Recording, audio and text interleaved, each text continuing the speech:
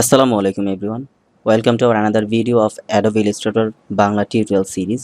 I hope you are also fit and fine. If you think this video is really helpful for you, please hit the like button and also share this video. So let's begin the video.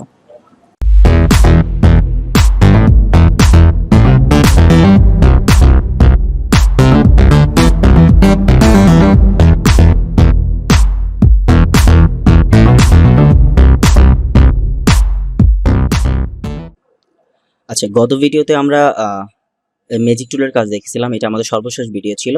তো এই ভিডিওতে আমরা নতুন আরেকটি tools সম্পর্কে জানবো। সেটা হলো যে আমাদের লেসো টুল।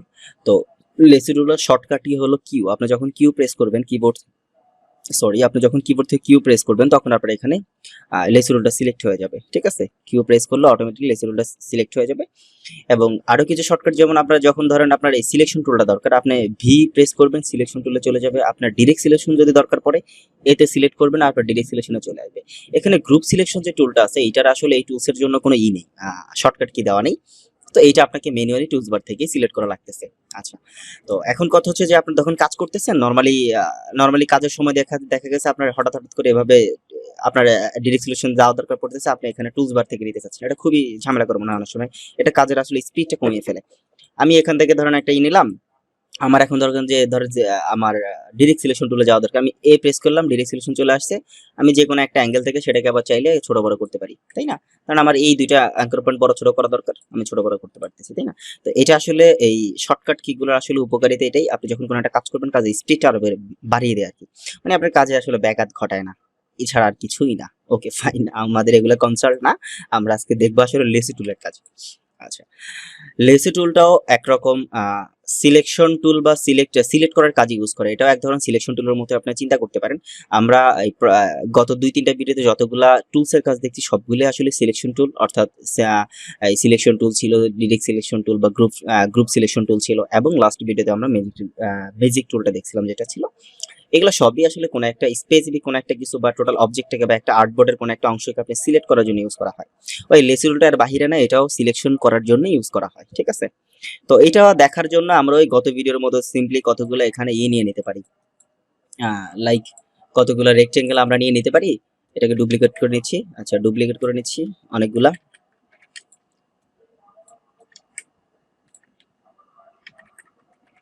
আচ্ছা, আমি এই কয়েকটা নিলাম, এগুলো আমি সিলেক্ট করে একটু উপরের দিকে উঠিয়ে দিয়ে আর্টবোর্ডের ভিতরে নিয়ে যাই। আচ্ছা, এখান থেকে আমি কয়েকটা ধরে নিচ্ছি, এগুলো একটু কালারটা একটু চেঞ্জ করে দেই। আচ্ছা, এইটা কালারটা চেঞ্জ করাটা আসলে খুব বেশি ম্যান্ডেটরি না, তারপর আমি চেঞ্জ করলাম একটু দরকারে, আপনাদের বুঝাইতে সহজ হবে তাই। আর লেসি রোলটা আসলে কি করে, এটাও মূলত আমি একটু আগে যেটা বললাম সিলেক্ট করার কাজে ইউজ করা হয়। ধরেন আপনার এখান থেকে 4-5টা সিলেক্ট করা দরকার, ধরেন আমার এই 6টা সিলেক্ট করা দরকার। আমি যেটা করতে পারি, এখান থেকে এভাবে নিয়ে এখানে এভাবে ঘুরাই, যেখান থেকে শুরু করছি ওখানে শেষ করলাম, এগুলো সিলেক্ট হয়ে গেছে, তাই না? মানে যেটার উপর দিয়ে আমি নেব, যেটুকু অংশকে আমি আসলে করবো লেসি টুল দিয়ে, আসলে যেটুকু অংশকে আমি সিলেক্ট করে নিব ততটুকু অংশে কিন্তু সে সিলেক্ট করে নিবে। লাইক আমি আবার যাচ্ছি, ধরেন আমার এই পুরো লাইনটা দরকার, এই পুরো লাইনটা করলাম, আবার এখানে শেষ করে দিলাম, সবগুলো কিন্তু সিলেক্ট হয়ে গেছে, বাকিগুলো কিন্তু হয়নি। দেখেন এখান থেকে আপনি চাইলে যে কোনো কালার দিতে পারেন, রেড কালার দিয়ে আচ্ছা, রেড তো হয় নাই, এই হলো গ্রিন কালার, তাই তো আমি গ্রিন কালার দিয়ে দিলাম। ঠিক আছে, আচ্ছা, তারপর ধরেন আপনার মনে হলো যে আপনার এইটা সিলেক্ট করা দরকার, এইটা সিলেক্ট করা দরকার, এইটা সিলেক্ট করা দরকার। আপনি এখান থেকে শুরু করলেন, এখান থেকে শুরু করে এইভাবে আসলেন, এভাবে আইসা জাস্ট এখান থেকে নিয়ে এখানে এসে শেষ করে দিলাম। তার মানে কি, আমি সিলেক্ট করছি কতটুকু, প্রথমটা এবং লাস্টে 3টা, আমার এই 3টাই কিন্তু সিলেক্ট হয়ে গেছে। আমি এখান থেকে চাইলে এটাকে কালার দিতে পারি, একটা কালার দিয়ে দিলাম। ঠিক আছে, তো এইটাও নরমালি সিলেকশন করার জন্য ইউজ করা হয়, আর কিছুই না। তারপরে ধরেন আর একটু ডিফিকাল্ট একটু কাজ দেখি আমরা, ধরেন এই দুইটা, এইটা আপনার সিলেক্ট করা দরকার, এইটা সিলেক্ট করা দরকার, এইটা করলেন, এইটা করে আপনি এখান থেকে আসলেন, আপনি এইটা সিলেক্ট করা দরকার না, এইটা করলেন, মানে আপনার যেটা সিলেক্ট করা দরকার আপনি সেটা এখান থেকে চাইলে সিলেক্ট করতে পারেন। দেখেন কালার চেঞ্জ হয়ে গেছে। ঠিক আছে, মানে এইটা হলো কি, এইটা আসলে আমরা তখন ইউজ করি আমরা ফ্রি হ্যান্ডে কোনো কিছু সিলেক্ট করতে চাইলে আর কি, এটা আমরা ইউজ করি। ধরেন একটা গজামিল টাইপের একটা ডিজাইন, ধরেন এইটাই দেখুন একটা গজামিল টাইপের একটা ডিজাইন হয়ে আছে। আপনার ধরেন স্পেসিফিক কিছু জিনিস সিলেক্ট করা দরকার, সবগুলো সিলেক্ট করা দরকার। ধরেন আমি প্রথমটা সিলেক্ট করা দরকার, এরপর আমার এগুলো সিলেক্ট করা দরকার না, আমার ধরেন এইটা সিলেক্ট করা দরকার পড়ছে, আমি এটা করলাম। তারপরে ধরেন আমার এখান থেকে আইসা এইটা সিলেক্ট করা দরকার পড়ছে, আমি এইটাকেও নিয়ে নিলাম। তারপরে ধরেন এইটা সিলেক্ট করা দরকার পড়ছে, আমি এটাকে নিয়ে নিলাম।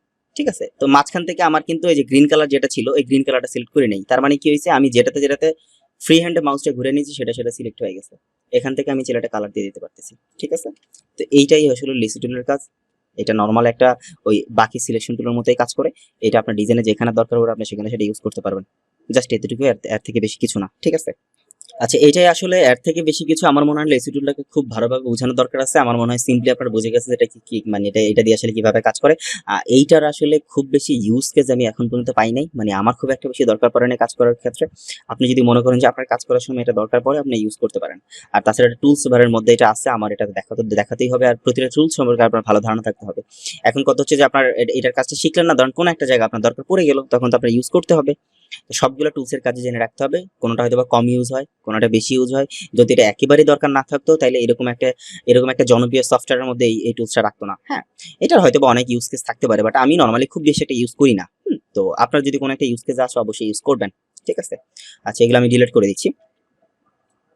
আচ্ছা, আমি একটা জিনিস গত কয়েকটা ভিডিওতে আপনাদের বোঝানোর চেষ্টা করছিলাম, তো এটা নিয়ে একটু এই ভিডিওতে একটু ফাইনালি একটু আলোচনা করে দিচ্ছি। এটা আসলে আশা করি সবার ডাউট ক্লিয়ার হয়ে যাবে। নরমালি যে ডুপ্লিকেটের করা যে একটা ব্যাপার ছিল, আমরা ধরেন কোনো একটা জিনিসকে ডুপ্লিকেট করতে যাচ্ছি, আমরা যখন আল্টারে প্রেস করে ফ্রি হ্যান্ডে ডুপ্লিকেট করতে পারছি, আমি যেখানে ইচ্ছে সেখানে এটার একটা কপি তৈরি করে ফেলতে পারতেছি। আমি এখানে নিতে পারতেছি, এখানে নিতে পারতেছি, এখানে নিতে পারতেছি, তাই না?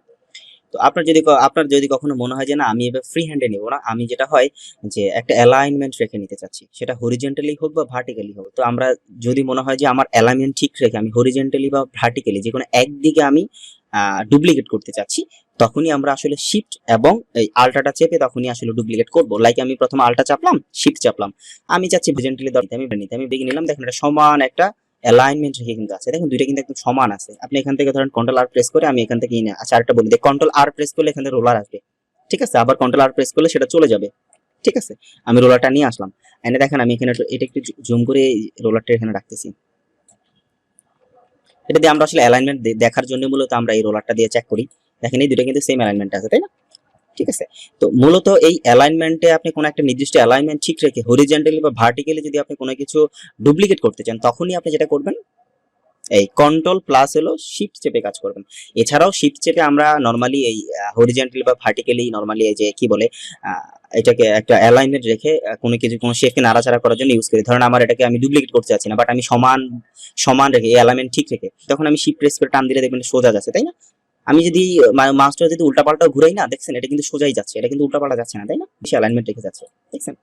আর আপনার মানে একটা কপি করা দরকার বা যেটাকে বলে ডুপ্লিকেট করা দরকার, তখন আপনি আল্টা শিফট দুইটা চেপে ধরবেন, ডুপ্লিকেট হয়ে যাবে। এবং আপনার যদি ভার্টিক্যাল রাখার পরে সেম ভাবে আমি প্রথমে এটা সিলেক্ট করলাম, আল্টা চাপলাম, তারপর আমার শিফট প্রেস করলাম, দেন আমি নিচের দিকে টান দিলাম, এটা আমার একটা চলে আসছে একটা নির্দিষ্ট অ্যালাইনমেন্ট রেখে। এই আমার মনে হয় যে এই ছোট্ট ব্যাপারটা সবার বুঝে গেছেন, এটা নিয়ে আর কোনো ডাউট থাকার কথা না। এগুলো একটু বেশি বেশি করে প্র্যাকটিস করেন, মাথায় ঢুকে যাক, তারপরে যখনই আপনি কাজ করতে যাবেন খুব সহজে কাজ করতে পারবেন। এই ভিডিওটা দেখার পর আমার মনে হয় এই যে মানে আমরা কখন আসলে শিফট প্রেস করে কাজ করব, কখন আসলে আল্টার প্রেস করে কাজ করব, এই টুকিটাকি শর্টকাট গুলো আমার মনে হয় আপনার মাথায় খুব ভালো করে সেট হয়ে গেছে। সো এগুলো আসলে একবার দেখে নিলেই শুধু হবে না, এগুলো বারবার প্র্যাকটিস করতে হবে। যত বেশি প্র্যাকটিস করবেন তত এগুলো আপনার আয়ত্তে চলে আসবে। তো আজকের ভিডিও এখানে শেষ করতেছি, ভিডিও লম্বা না করি।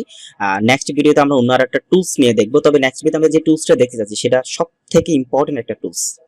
মানে এই টোটাল অ্যাডোবি ইলাস্ট্রেটর সফটওয়্যার বা গ্রাফিক্স ডিজাইনের যে সেক্টরটা, এটাতে সব থেকে ইম্পর্টেন্ট যে টুলস সেটাই আমরা নেক্সট ক্লাসে দেখবো। আর সেটাতে আপনি অবশ্যই সেই ভিডিও মিস করবেন না। দেখা হবে সেই ভিডিওতে। ততক্ষণ পর্যন্ত ভালো থাকেন। যাওয়ার আগে একটু বলে নিচ্ছি, যদি আপনি আমার চ্যানেলে নতুন হয়ে থাকেন অবশ্যই সাবস্ক্রাইব করে দিবেন এবং পাশে থাকা বেল আইকনটা প্রেস করে নেবেন। এতে আমি যখনই নতুন নতুন কোনো ভিডিও আপলোড করব সবার আগে আপনার কাছে নোটিফিকেশন চলে যাবে। আর ভিডিও ভালো লাগলে অবশ্যই লাইক করবেন এবং কমেন্টস করে জানাবেন। ঠিক আছে, আর কোনো নতুন কোনো বিষয়ের উপরে বা কোনো বিষয় আরো ব্রডলি আপনাকে আলোচনা করা দরকার এমন যদি মনে হয় কমেন্টসে জানাবেন। আমি অন্য কোনো একটা ভিডিওতে সেই ব্যাপারটা নিয়ে আলোচনা করার ট্রাই করবো এবং আপনার নাম মেনশন করেই করবো, যাতে আপনি স্পেসিফিক ভাবে বুঝতে পারেন যে ওই জিনিসটা আপনাকে ডেডিকেট করেই বোঝানো হয়েছে। ততক্ষণ পর্যন্ত ভালো থাকেন। ওকে, আল্লাহ হাফেজ।